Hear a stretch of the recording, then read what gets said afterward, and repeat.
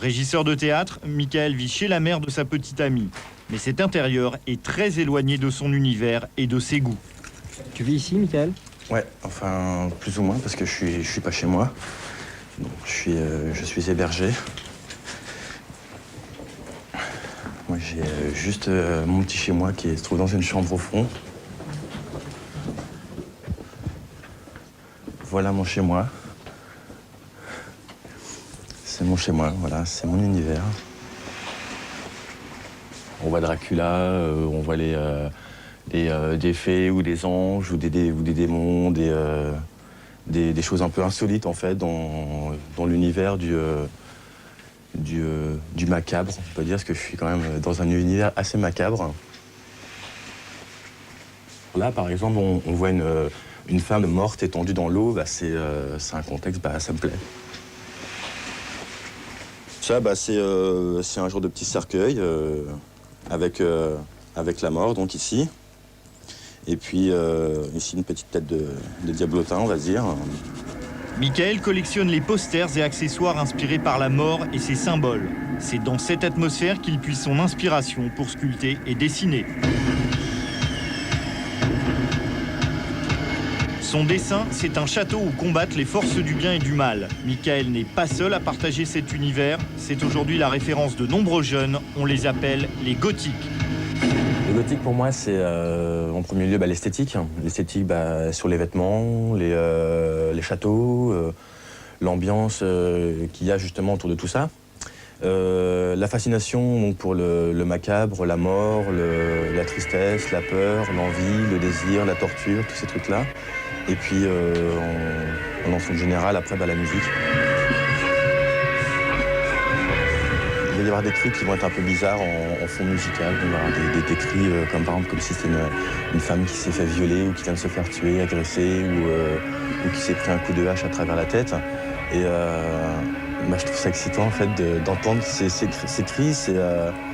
J'aimerais pas, par exemple, aller dans la rue, aller tuer quelqu'un, un coup de hache, puis d'entendre quelqu'un crier. J'aimerais pas. Mais dans le contexte de la musique, dans mon esprit, j'aime ça. Voilà, c'est plus le deuil là.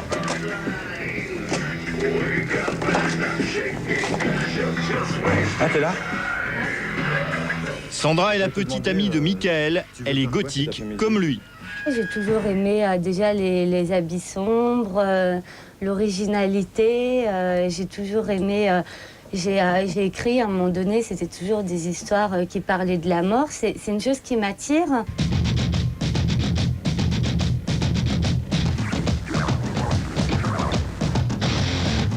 T-shirt noir, pantalon noir, bracelet clouté, bague macabre, Michael s'habille et se maquille pour aller au concert.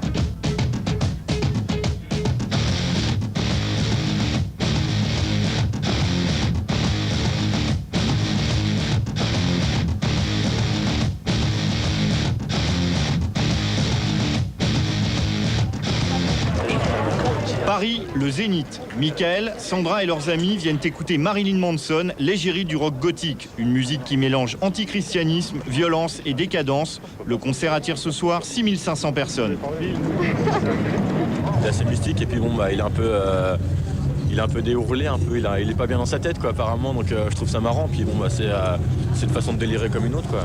Le côté antichrist et tout, ça te branche bien ça? Pas forcément antichrist, mais bon, il a pas non plus des idées pour le Christ, donc ça me branche un petit peu quand même, ouais.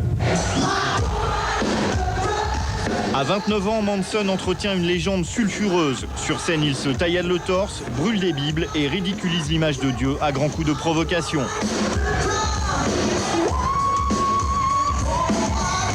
God said to me, Marilyn Manson, Jesus Christ invented LSD. And I said, God, if Jesus Christ can do drugs, then why can't we?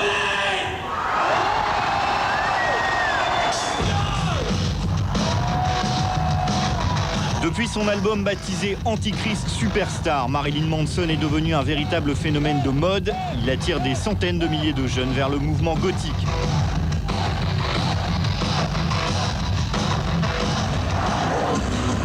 Manson défraie la chronique en mélangeant joyeusement drogue, sexe et blasphème, le tout sur fond d'apocalypse.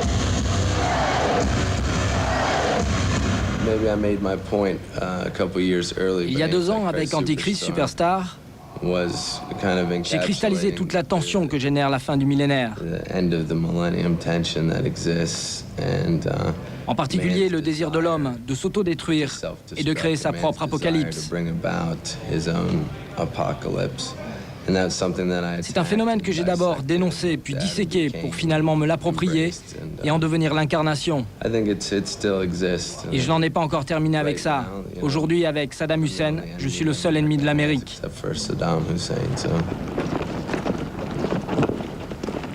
Le cimetière parisien du Père-Lachaise. C'est l'une des balades favorites de Michael et Sandra. Ils viennent ici plusieurs fois par semaine. Ils en connaissent tous les recoins, tous les secrets, comme ce caveau familial transformé en lieu de rituel.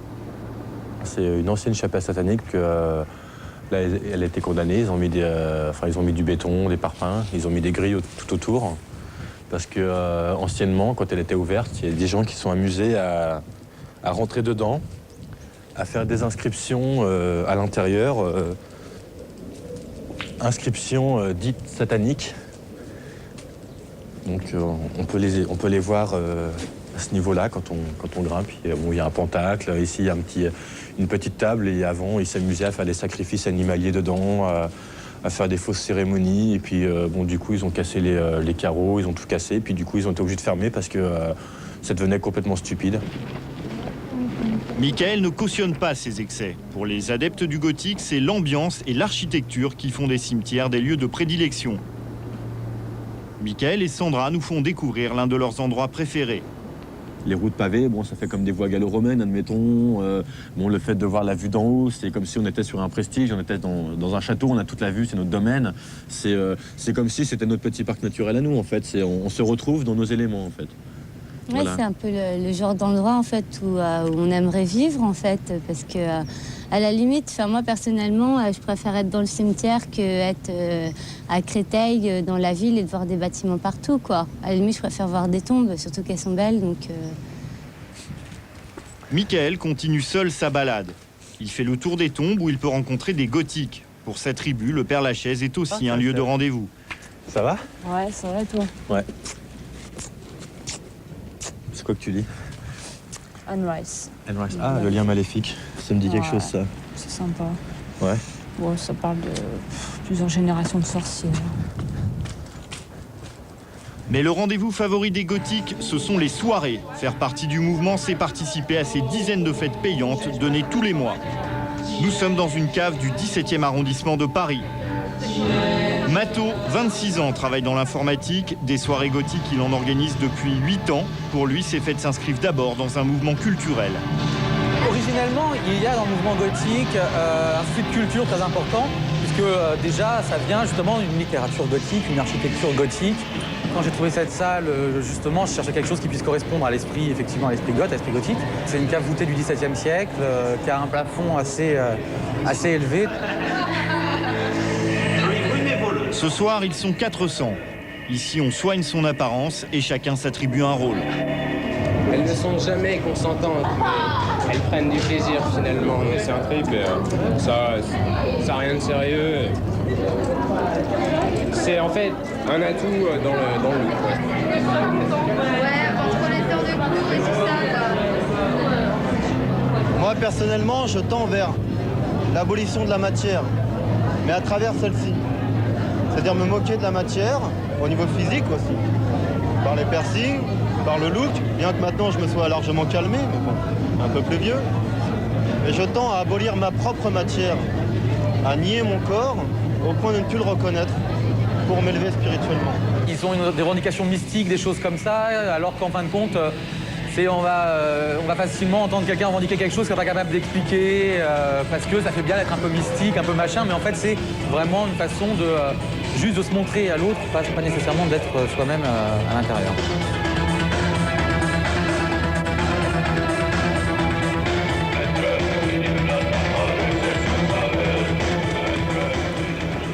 Quartier des Halles. Le Groove est la seule boutique gothique de Paris.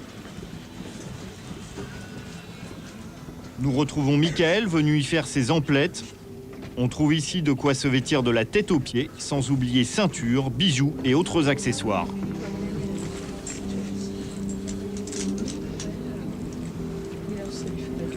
J'aime bien les hauts en velours, du style...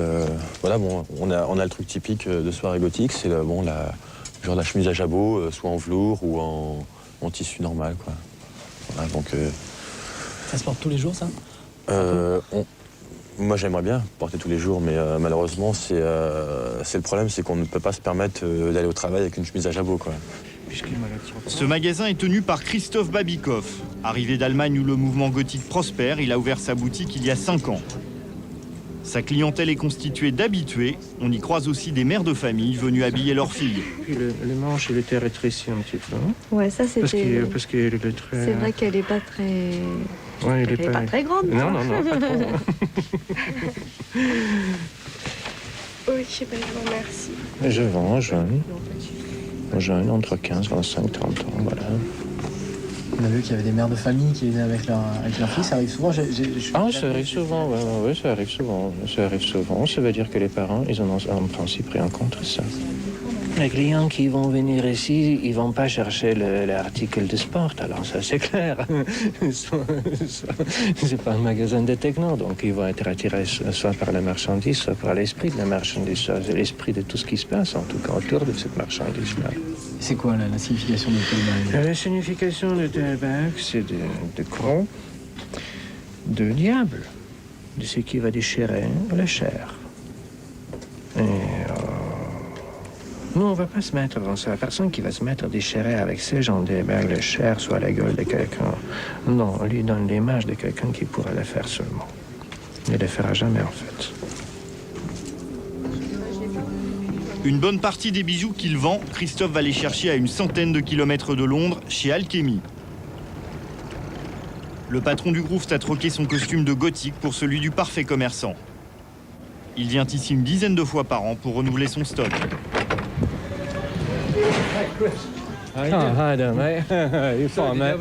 Geoff est un ancien punk passé au mouvement gothique, une reconversion réussie sans état d'âme.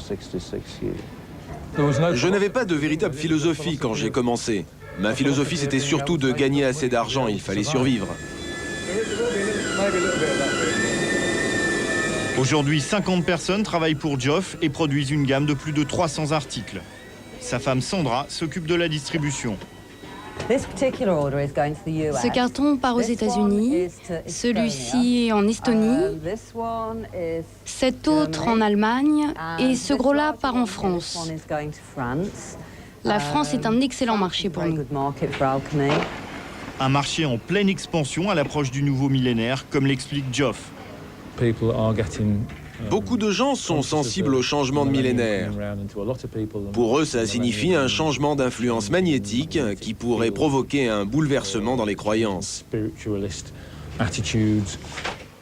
Alchemy, c'est le supermarché du gothique. Les châteaux hantés côtoient les effigies mortuaires, les squelettes pullulent.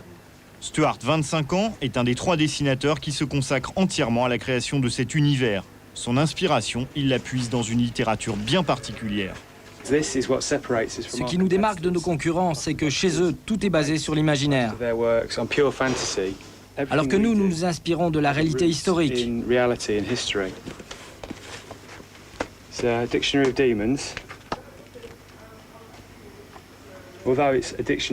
un dictionnaire des démons, qui est en fait un dictionnaire des mythologies et des croyances religieuses.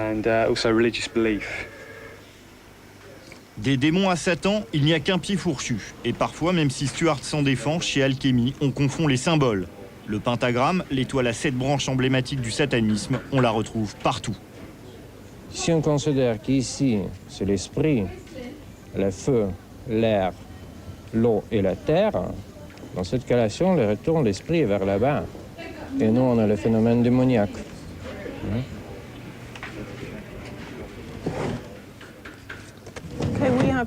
Aujourd'hui, on a des liens vraiment étroits avec l'industrie de la musique. Et on travaille évidemment pour les fameux Cradle of Filth. Ils nous ont suggéré de fabriquer cette figurine de Lilith, qui est un démon de la nuit. Cradle of Filth, c'est un groupe anglais. Leur nom signifie le berceau des immondices. Avec eux, on gravit un échelon supplémentaire. On quitte le mouvement gothique et son folklore inoffensif pour le black metal. C'est le courant musical et spirituel le plus extrême de cette fin de siècle. Nous sommes dans l'antichambre du satanisme. Ce soir, Cradle of Filth joue à l'Élysée-Montmartre, près de l'église du Sacré-Cœur. 2 heures avant le concert, le public très jeune est déjà là. Croix renversée, t-shirt blasphématoire, maquillage outrancier, la panoplie black metal s'affiche dans la rue et provoque des réactions. Je sors du métro. Et alors Je m'étonne de voir ces jeunes habillés en noir. Et il paraît qu'il y a un concert. Que ce concert chante contre le Christ, les religions. Voilà. Oh, comme c'est triste. Oh non, comme c'est joyeux, au contraire. C'est joyeux. C'est se battre contre Moi j'ai vu la merde les mensonges divulgués par l'Église. par la religion, oui, tout à fait. Pourquoi je sais pas, on veut pas ressembler à tout le monde. On n'est pas issus du même moule, quoi. On n'est pas des clones, quoi. Alors là, c'est quoi? Qu'est-ce que vous avez adopté? On aime le black metal, on s'habille en noir. On aime pas s'habiller en blanc avec un bonnet de rappeur. On aime Satan. On est contre tout ce qui est chrétienté, ce genre de choses, n'est-ce pas, Ludo? Alors, Satan, c'est l'antichrétienté. Exactement.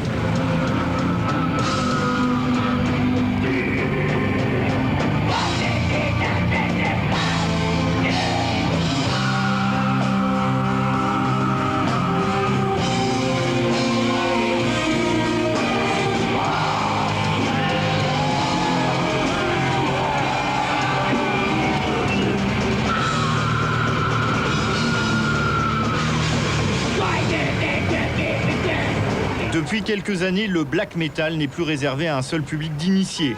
On en trouve dans tous les grands magasins de disques. Ici, un rayon entier est consacré au black metal. Certaines pochettes poussent très loin dans la provocation, notamment celle de Cradle of Filth. À l'intérieur, il y a des photos, je dirais, malsaines. Et bon, on voit notamment un prêtre en train de se faire égorger. Enfin bon, c'est une photo quand même assez choquante. Je pense que le black metal, en effet, c'est quand même très basé sur le satanisme. Ça impressionne probablement les jeunes et c'est vrai que bon, ils se laissent un petit peu, je dirais, manipuler par ce genre de groupe. La vente de ces disques est bien sûr légale et peu importe l'image et le message, ce qui compte, c'est le business. Si on ne vend pas les disques en magasin, il faut quand même savoir que les fans, les mordus de ce style de musique peuvent se les procurer autrement. Donc bon, on est obligé de répondre quand même à une attente commerciale. Christophe Bourseillet est journaliste et écrivain. Sa spécialité, l'analyse des courants politiques et religieux extrêmes. Le black metal, il sait en décrypter les symboles. Ce qui est intéressant, c'est de voir des signes vraiment... Ça, c'est, non, mais on voit pas trop les signes sur les pochettes, hein. C'est quand même toujours un peu dépend. Je suis en train de prendre tous les disques qui possèdent des signes satanistes explicites, des symboles sataniques explicites. Vous voyez, 666, le chiffre de la bête, le signe de Satan, toujours ce fameux Satan, cette étoile inversée dans laquelle on met le visage de Satan. Je trouve 6 disques, et je n'ai fait que fouiller pendant quelques secondes, 6 disques dans lesquels on voit très explicitement des signes de reconnaissance de sociétés secrètes satanistes. Donc ça, effectivement, c'est quand même très révélateur. Oui, on peut appeler ça un phénomène de société, absolument. Un phénomène de société qui a de très nombreux facteurs, la montée des extrêmes, on pourrait faire la liste de tous ces facteurs, la montée des extrêmes, la crise, également l'approche de l'an 2000. Il y a ce phénomène de l'an 1999 qui, dans l'imaginaire sataniste, est le 666 à l'envers, donc qui génère une espèce de retour de flamme. Vonas, un petit village près de Lyon. C'est ici que s'est installé Adiposer, l'un des principaux distributeurs et producteurs français de black metal. Ça, ouais, c'est bon. Oui, Adiposer. L'essentiel des ventes de disques se fait par correspondance. 2000 CD exclusivement black sont ici disponibles. Vincent est chargé des relations avec les musiciens. C'est aussi lui qui choisit les groupes qui vont entrer au catalogue. Chaque jour, il reçoit plusieurs maquettes de disques accompagnées d'une lettre de motivation. Alors attention, ça va faire du bruit.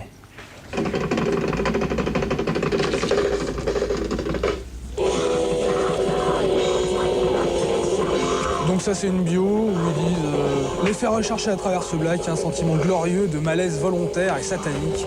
Tadam, la fierté d'être la vermine qui ronge les villes et les esprits. Bon, c'est le folklore, ça fait partie du folklore du black metal.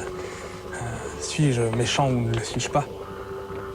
Avec plus de 14 000 clients réguliers, Adiposer ne chôme pas. C'est plus d'une centaine d'appels qui encombrent tous les jours les 2 lignes de téléphone. Et les acheteurs de black metal sont de plus en plus jeunes. Ouais, normalement tu l'auras demain matin. Les plus jeunes ont 12-13 ans. Hein. Il y en a un jour, je lui ai demandé, mais t'as quel âge mon petit lapin? Il avait 12 ans. Il y a toutes les professions, il y a vraiment, aussi bien il y a des médecins, il y a des entrepreneurs, il y a des ouvriers, il y a un cordonnier. C'est la réincarnation de Jack l'Éventreur, méfiez-vous. Le fondateur de cette société, c'est Christian. Après avoir dirigé un fanzine et fait de la radio, il crée Adiposer en 1992. Il emploie aujourd'hui 6 personnes. Il vend des disques et des t-shirts. Le plus provoquant, ça doit être celui-là, sur lequel on a eu quelques retours de parents. Voilà pourquoi. Bon, il s'appelle Fuck Me Jesus. Donc effectivement, les catholiques puristes, ça leur plaît pas trop, quoi. Bon, Moi, ça m'emmerde un peu parce que bon, j'ai des convictions religieuses qui sont pas vraiment comme ça. Moi, je me rapprocherais peut-être plus du bouddhisme et du celtisme, on va dire, plutôt que du satanisme que j'étais il y a des années. Et comme je te disais tout à l'heure, on évolue au fur et à mesure du temps. Mais bon, d'un autre côté, moi, quand j'avais 18 ans, j'aimais bien porter des trucs comme ça. Disques ou t-shirts, chaque commande se monte en moyenne à 300 francs. En un an, Adiposer a gagné 4000 nouveaux clients.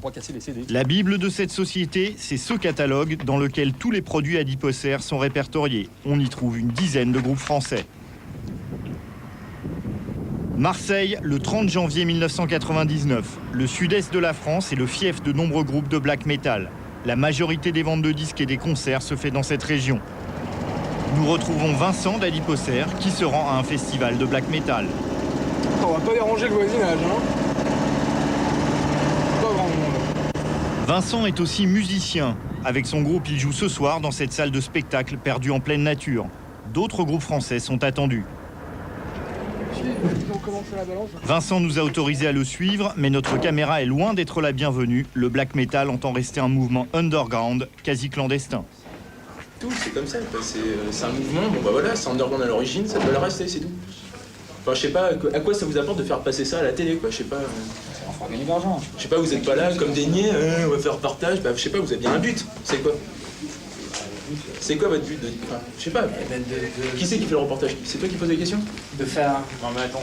Un sujet... Pourquoi... Non mais je vois pas passer aussi agressif là-dessus. Tu fais partir. Ferme ta gueule, d'accord? Non, il vaut mieux partir, ça va mal se passer, c'est une Il est 23h, une centaine de jeunes piétinent maintenant devant la salle. Nous avons finalement obtenu le droit de filmer une partie du concert. Vincent joue ce soir, il fait dans la sobriété. À 27 ans, il commence à se lasser des références à Satan et des attitudes guerrières. Mais la relève est assurée. Dans les loges, le groupe Lord se prépare. Il continue de sacrifier au rituel de la scène black. Pour ces musiciens de Lille, les symboles font partie du spectacle et correspondent à des convictions profondes. Il y a des morceaux assez guerriers, toujours en relation avec le satanisme aussi. C'est très sombre en fait. Les thèmes principaux, ouais, c'est la mort, la destruction, la guerre. C'est pas nous en fait. Tu vois, on est sur scène, on est d'autres personnes. Quand je suis au travail, je suis black metal, mais je peux pas l'exprimer comme ça. La croix renversée, en fait, c'est le symbole anti-chrétien. Nous, on est plus ou moins anti-chrétiens, mais il y a différents niveaux d'être anti-chrétien. Il y a ceux qui sont juste comme ça, et puis il y a vraiment ceux qui passent à l'acte. On n'a pas le temps de chercher la batterie,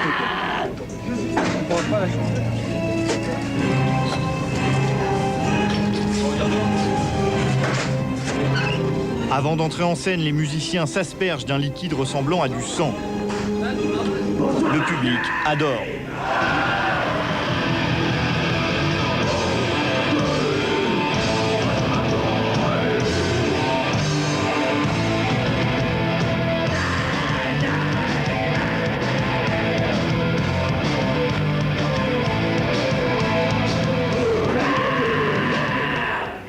Avec nous ou contre nous, live to fight!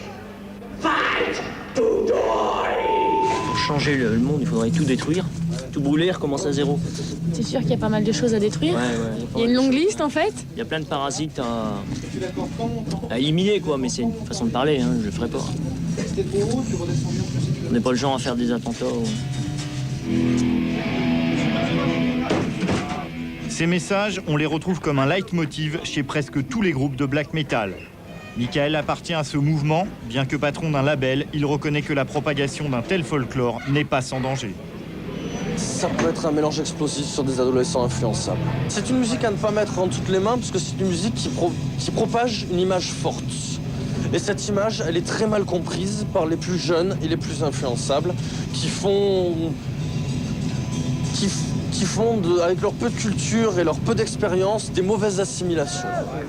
Si certains fans évaluent les risques, d'autres peuvent prendre les paroles au pied de la lettre. Il y en a qui le vivent à 100%, quoi, qui font des rituels, qui font des trucs comme ça. Quoi. À partir du moment où tu vis cette mentalité, bah, tu tombes dedans et t'en sors plus, quoi. C'est comme ça, c'est une idéologie, quoi. C'est une drogue, carrément, c'est une drogue. Ouais. Pour moi, cette musique, c'est une drogue, ça te prend, ça reste en toi et je sais pas, c'est le sommet, c'est vraiment le sommet. Cette fascination est parfois dangereuse. Ces dernières années, des adeptes de Satan ont occupé la rubrique faits divers. Nombreux cimetières profanés dans toute la France, meurtre d'un prêtre en Alsace, suicide. Les auteurs étaient des jeunes particulièrement influençables ayant perdu tout repère. Chez tous ces adeptes, la police retrouvera des disques de black metal. Toulouse. Evelyne a perdu son fils il y a 5 ans. Stéphane s'est jeté d'un pont. Après le drame, Evelyne a découvert qu'il était un adepte du satanisme. À l'époque, la presse parle d'un accident. Aujourd'hui, Evelyne affirme qu'il s'est suicidé au nom de Satan. Pour la première fois, elle témoigne. Il aimait la musique, que moi je n'aimais pas. Et c'est vrai qu'il prenait une attitude assez bizarre. Voilà. Et donc le docteur avait dit que c'était une crise d'adolescence. Mais c'est vrai qu'il avait changé, donc il s'est progressivement habillé tout en noir. Il a fait du piercing à l'oreille, donc il portait 2 boucles, dont une représentait un démon et derrière c'était un pentacle. Après la mort de Stéphane, Evelyne a trouvé de l'aide auprès de Claudine, membre de l'une des principales associations de lutte contre les sectes. Aujourd'hui, Claudine rend visite à Evelyne. Les 2 femmes sont devenues amies.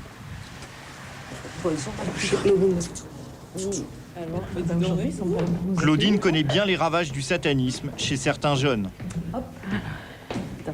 Ce qu'il y a comme constance, si vous voulez, c'est des allégeances à des forces de mort, des allégeances à des forces de destruction, à des forces d'isolement, avec un refus de ce qui structure une personne, des sentiments en particulier, un refus des liens forts à la mère, au père, et une jouissance de la souffrance de l'autre.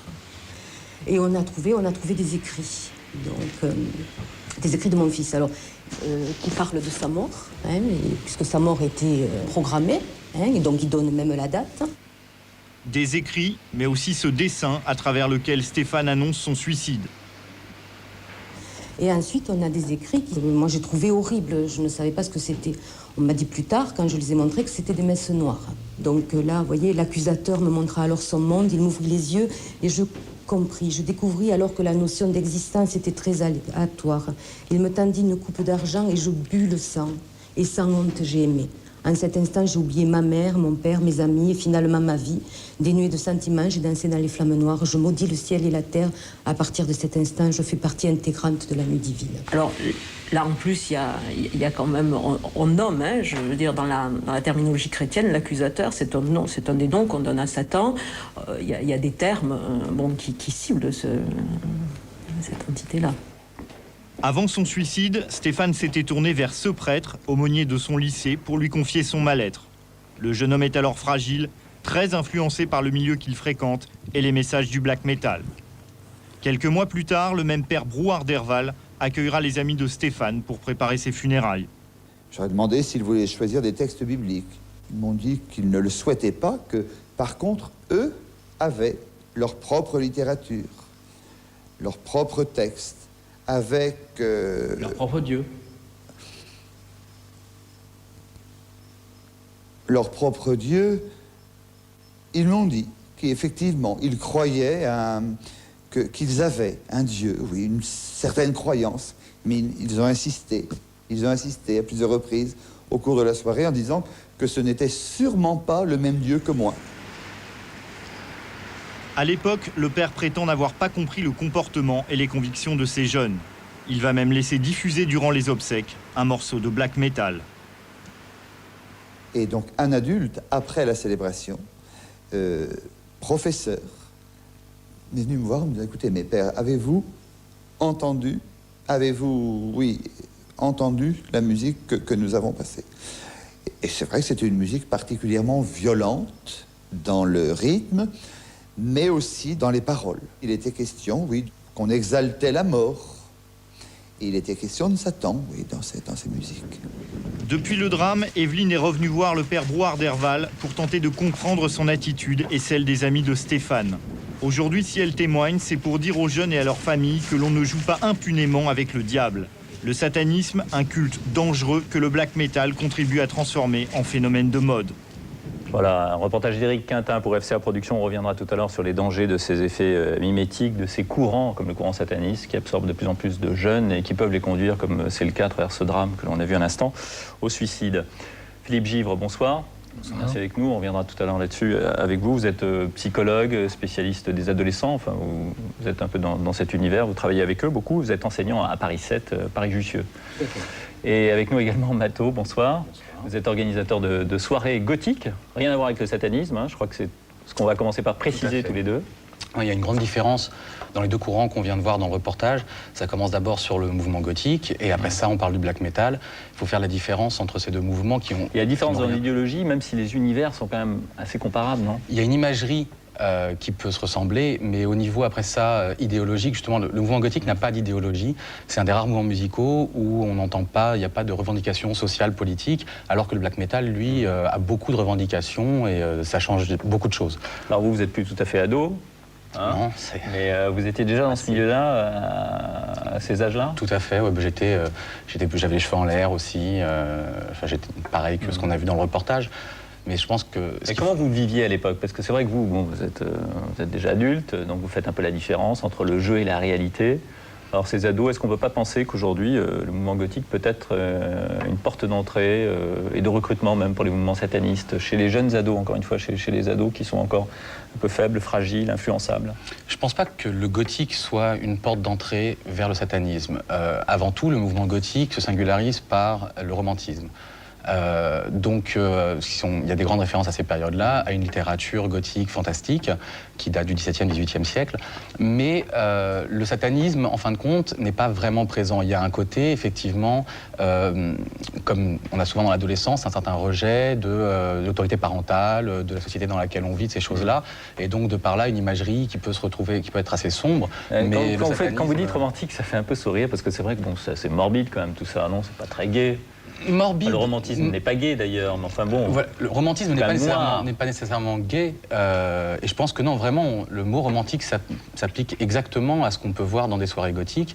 Vous êtes vous-même venu dans une soirée, et vous avez vu comment c'était, c'est très bon enfant, il n'y a pas du tout... il n'y a personne qui revendique quoi que ce soit envers Satan, personne qui se met à crier dans tous les sens, les gens sont là pour faire la fête, pour s'amuser. C'était très sympa. Et je pense que vraiment le romantisme, lié à l'adolescence toujours, quoi, est très très important dans ce milieu-là. Philippe Givre, comment vous réagissez quand vous voyez ce genre de sujet et par rapport à ces milieux-là? Est-ce que vous pensez qu'il y a un danger réel pour les adolescents? Écoutez, je crois qu'il faut effectivement faire la part des choses entre ce courant gothique qui semble être d'abord quelque chose de très théâtralisé et qui sert à la mise en scène, je dirais, de fantasmes sous-jacents, comme ça, adolescents, et qui permet comme ça d'être un exutoire à ces fantasmes, à cet imaginaire qui aux angoisses, à la peur par rapport à ce que l'on découvre à ces âges-là, c'est-à-dire la sexualité, l'existence de la mort. C'est-à-dire que forcément l'adolescence représente comme ça un poteau noir, on pourrait dire aussi, qui rejoint ce qu'on disait sur ces tendances morbides, donc difficile à vivre pour les adolescents.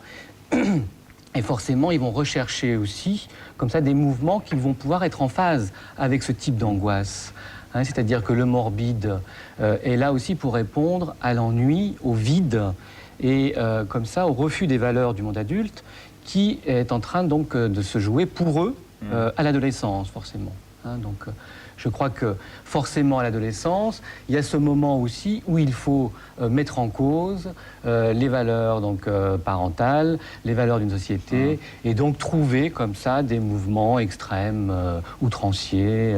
Oui, mais enfin, bon, il y a aussi parfois des limites quand même. Quand on voit le concert de Marilyn Manson, j'ai parlé à Dieu, Dieu m'a dit, j'ai inventé le LSD. Attention, il faut voir encore une chose dans le reportage. Ils disent que Marilyn Manson représente le mouvement gothique. Je pense que les gothiques qui regarderont le reportage... Non, on n'a pas dit ça. On a dit que dans le reportage, c'est ce qui est dit. Ce jeune adepte du mouvement gothique... Ou en tout cas, ils disent que le représentatif actuellement du mouvement gothique était Marilyn Manson. Or, Marilyn Manson est beaucoup plus proche de groupes comme Alice Cooper ou Kiss, ou donc des groupes de hard rock, que vraiment de ce qui est historiquement la musique gothique. Maintenant, il y a effectivement beaucoup de gothiques qui viennent écouter du Marilyn Manson, mais comme beaucoup de gothiques écoutent du Mozart, et c'est pas pour ça que Mozart est gothique. Marilyn Manson, qu'est-ce que vous pensez, vous, de cette idéologie qui est véhiculée à travers cet individu? Disons que cette idéologie peut évidemment être dangereuse quand même pour certains adolescents qui déjà par avance seraient mal déjà intérieurement.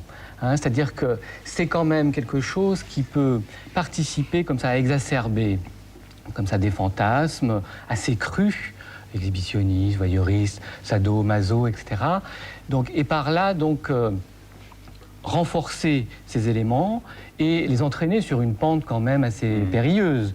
Donc il ne s'agit pas non plus donc de... Non, on l'a bien vu à travers ce drame dans le reportage.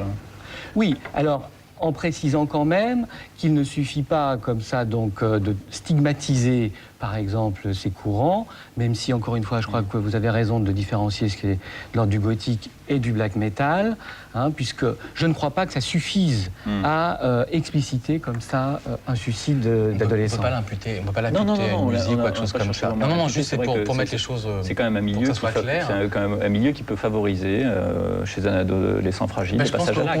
Au contraire, ça va lui faire extérioriser ses craintes en grande partie, et je pense que ça a plus des vertus. Non, mais c'est vrai, je pense que ça a plus des vertus. En fin de compte, on va vérifier auprès du psychologue. Qu'est-ce que vous en pensez? Je crois que dans la majeure partie, effectivement, des courants musicaux, la musique et les mises en scène, les looks qui accompagnent finalement ces courants, ont une vertu cathartique. Et donc, il ne s'agit pas donc, de diaboliser donc, ces courants musicaux. Oui, ce serait un paradoxe de diaboliser le diable. Voilà, absolument.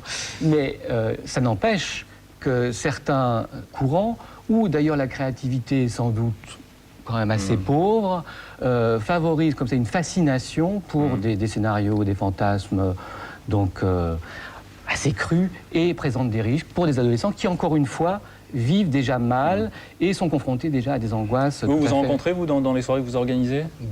Des adolescents que vous sentez en situation de fragilité, vous vous dites bon... Il y en a partout, je crois que même quand on est à l'école, déjà à la base, quand on est à l'école, on a des camarades de classe qui sont fragiles et qui sont pas bien. Je pense que partout où on va, même dans les jeunes qui écoutent de la dance ou qui sortent dans les endroits soi-disant bien fréquentables, etc., il y a toujours ces problèmes-là, il y a des problèmes de suicide partout, je crois, et que c'est dur de...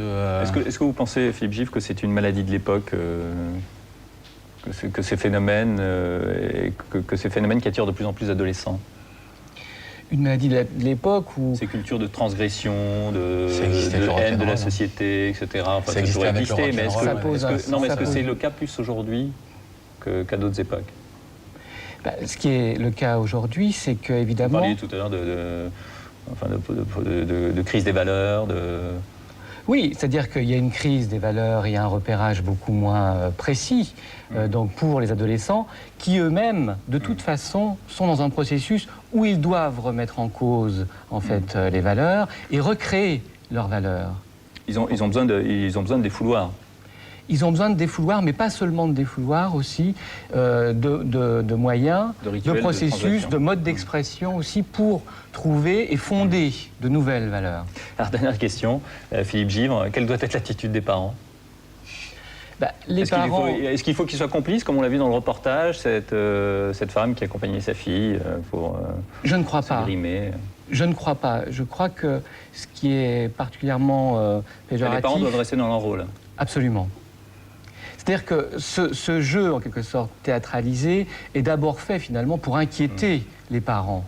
Donc faire peur aux parents. Donc si les parents deviennent complices, on peut penser que l'adolescent trouvera autre chose pour faire encore un peu plus peur à ses parents. Mato, je suis pas tout à qui fait. était ado Il y a quelque chose par rapport. Ouais, justement, je pensais à ma mère en fait, justement, par rapport à quand moi j'étais vraiment goth avec les cheveux crépés, etc.